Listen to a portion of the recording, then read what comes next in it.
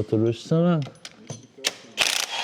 Kandavas lauksaimniecības tehnikumā jaunieši no dažādām profesijām skolām sacentās 14 dažādos uzdevumos, demonstrējot prasmes, kas nepieciešams mūsdienu automehāniķim. No metināšanas un atslēdznieka darbiem līdz autodiagnostikai un veiklības braucieniem. Katrā komandā 2 dalībnieki un viņu veikumu vērtē nozares profesionāļi, fiksējot gan izpildes kvalitāti, gan ātrumu. Es domāju, ka uzdevums nav tik grūts, ja tu esi apmeklējis visas mācību stundas. Redzējis arī un darbojies praktiski ar to. Protams, esi zinošs un spēj izmantot arī tehnisko dokumentāciju, jo mūsdienās jau viss ir pateikts priekšā. Viss ir tikai jāatrod, kur to informāciju meklēt. Iet gan grūti, gan arī kaut kas ļoti labi sanāk.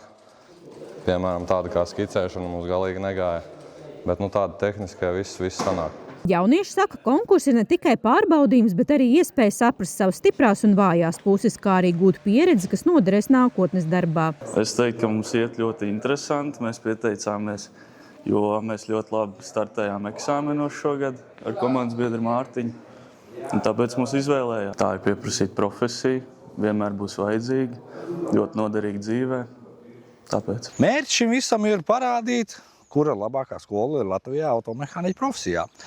Jo katru gadu arī Interkārts rīko automehāniķa konkursu, bet tur ne visas skolas katru gadu arī tiek. Tad šeit man ir koncepts savādāks. Es ļauju visām skolām piedalīties, kas, protams, to vēlās. Atļauju būt komandā 2 dalībniekiem un tad, lai pierāda, kurš ir labākais Baltijas līmenī. Šogad konkursu pulcēja arī dalībnieks no Igaunijas un Lietuvas, kurā atzīst, ka uzdevuma daudzveidība prasījusi nopietnu sagatavošanos.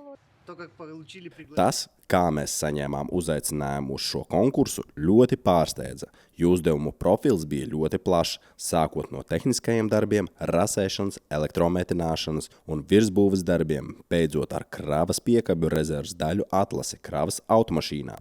Tāpēc nācās papildus gatavoties. Uzdevumi bija ļoti dažādi. Tas bija atkarīgs no pasniedzēja, kas tos sagatavoja, bet tā bija ļoti lieliska pieredze atceļot uz citu valsti un piedalīties šādās sacensībās. Man patika.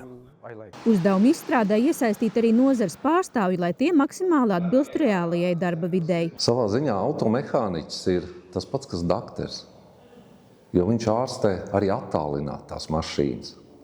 Jo tas nav noslēpums, kad mašīna paliek uz ceļa, un tas, kas viņu pārzina, tas arī attālināt pa telefonu tam vienkāršajam cilvēkam liks izdarīt darbības, lai viņš tiek līdz gala punktā. Jauniešu zināšanas ir diezgan labas.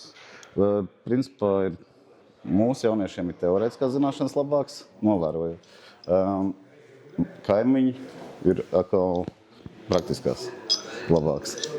Bet izaugsme katru gadu arvien labāk īstenībā paliek. Nozara attīstās, bet kā jau visur trūkst speciālistu, labo speciālistu. Jā. Šeit mēs redzam, ka pārstāvēts ir ļoti daudz tehnikumi un ļoti perspektīvi. Tātad, salīdzinot ar citiem gadiem, viņš iet uz augšu un aug. Un tā ir tāda patīkama tā situācija. Un redzēt, ka viņi vēlās, viņi uzņem to informāciju. Konkursa noslēgumā par labākajiem šogad kļuva Viļņas automehānikas un biznesa skolas audzēkņi, apliecinot augstu profesionālo sagatavotību un spēju konkurēt Baltijas līmenī. Iveta komisāra Gorodņičī, Mikus Andersons, Zemgales reģionālā televīzija, speciāli RTV.